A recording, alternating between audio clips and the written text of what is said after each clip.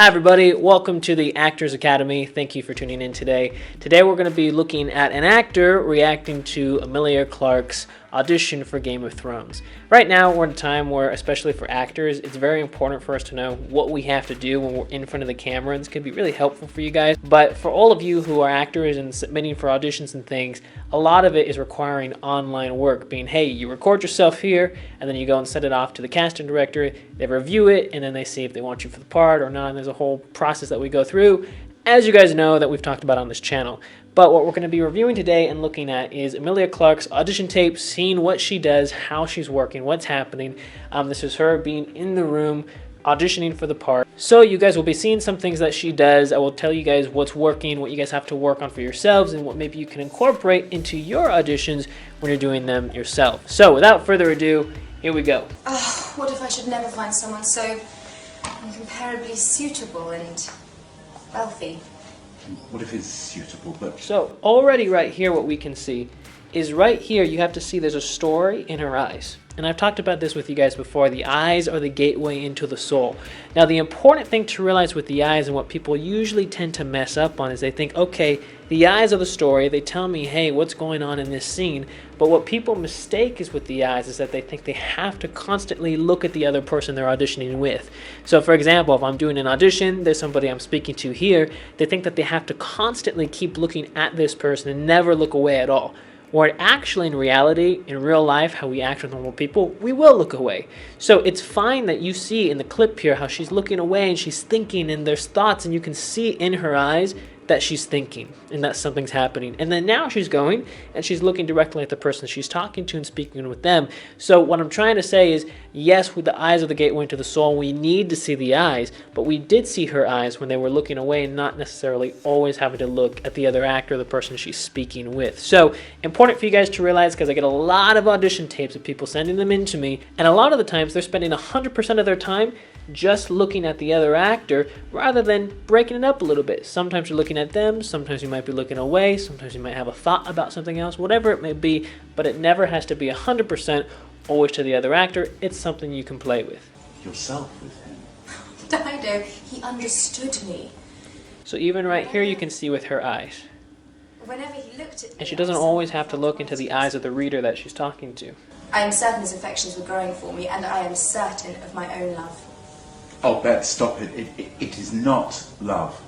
Dido, you stop it, won't you? And even right here, you can see in her expression how it changes in her emotions. She had something going on, there's an internal thought, and then right when this other character is talking to her and starts to contradict her, all of a sudden you can see how there's a shift. There's an emotional shift where now she's feeling confrontation. She's going, wait a minute, what are you talking about?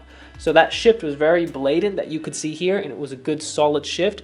Again, when you're acting and you're doing scenes, you have to have hills and valleys. There's levels. You're playing music. You never play music out one level. Sometimes you're high, sometimes you're low. Same with acting, and she does it brilliantly here. Do you?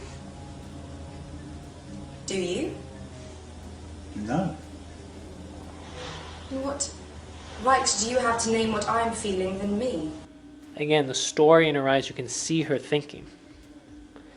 And now here's another scene that she's doing. Since the ball, Dido. Now I want you guys to realize for this point here is that this is another scene that she's doing. So when you get an audition, typically you'll get 2 or 3 scenes that you're going to be doing with the casting director. It just so happens here that now we're seeing the second scene. So you never want to go and have one scene that you're doing and cut it up and splice it all. You're getting one whole recording. So we just watched one whole recording of the first scene, and now it jumped to the next scene that they're doing. I was certain an announcement would be made any day. But he meant it this time. Well, then he is not a man of his word. I will help you find the kindest, most wonderful of husbands, and I shall ask Papa to use a portion of... And you see how there's a little bit of a smile that she has right there. That there is just telling you a little bit of a story of her thought, how she's thinking, how is she responding to what the other actor is giving her, right? In this case, the reader, how is she responding to the text that he's saying? Does she like it? Does she not like it? Is she amused by it? What's going on? In a normal conversation, there's a life in the eyes and there's a story and an interaction happening. Here it happens beautifully when you can see it on her face and you can tell how is she responding. Is she liking what he's saying or is she disliking what he's saying? You would do that for me. Bet anything for you. Dido, have been of the mind state these last Again, few you can days see how because her emotions are moving my here. little means that has delayed James in making his approach. I think you may be right. Well, then I cannot thank you enough. Oh, I will tell Papa to write immediately to Lady Ashford. No. And even right here, and then you saw her hands, how they went up. A lot of times, sometimes actors think that they can't show their hands at all within a scene. And we do want to be careful with our hands, because sometimes what can happen when you're doing a scene is you have too much hand movement and it gets too distracting when you're in the scene. But if we look at this clip, right, we look at this scene thus far, in the previous scene that we just watched, how much of her hands did you actually see? This is the first time that you saw them. So it is okay to sometimes have your hands come up. And look, she did this. Oh my gosh, I can't believe it. That's fine. It's natural and it works. The thing where it gets dangerous is when it does too much. So when we have our hands doing all this while we're talking. So if I'm talking to you guys now, moving my hands here, it gets distracting and it pulls away from the scene.